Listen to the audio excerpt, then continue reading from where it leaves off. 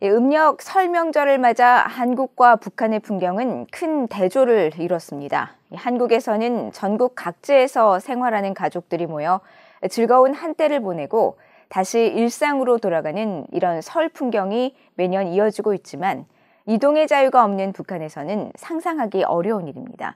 김영관 기자가 보도합니다. 음력 설을 맞은 한국의 국민들은 온 가족이 모여 음식을 함께하고 세배를 하며 건강을 기원하는 즐거운 시간을 보내는 일상이 이어졌습니다. 특히 전국에서 생활하는 가족들이 고향을 찾거나 여행을 떠나는 대이동을 하면서 한국도로공사는 22일 하루 동안 지방에서 수도권으로 차량 51만 대가 이동하는 등 전국에서 513만 대의 차량이 이동할 것으로 예상했습니다. 한국국토교통부 역시 오는 24일까지 이어지는 설 연휴 동안 하루 평균 인구 530만 명, 총 인원 2,648만 명이 이동할 것으로 전망했습니다. 이동수단은 승용차가 91.7%로 가장 많았고 이어 버스 3.8%, 철도 3%, 항공기 1.1% 등의 순으로 예상됐습니다. 인천국제공항공사는 설 연휴인 20일부터 24일까지 닷새 동안 약 61만 명이 인천공항을 이용할 것으로 예상했고 한국방송사들은 고속도로를 가득 메운 귀성, 귀경 차량들의 모습을 전하면서 운전 정보를 전달했습니다. 북한은 그러나 이 같은 국민의 대이동을 허용하지 않고 있습니다.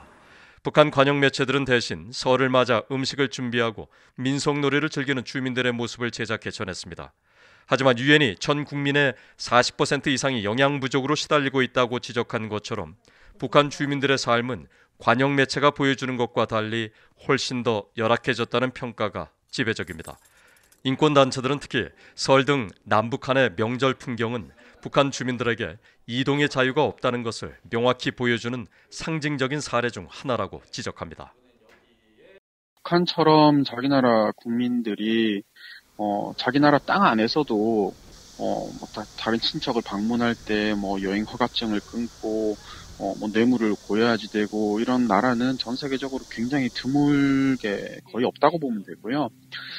북한이 그래서 굉장히 심각한 인권 문제가 전 국민들이 사실 굉장히 거대한 감옥에 살고 있는 것과 마찬가지인 경우가 되겠습니다.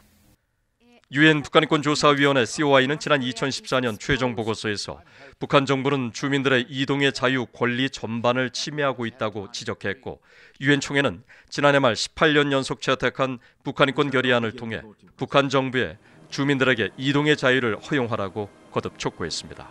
VA 뉴스 김영권입니다.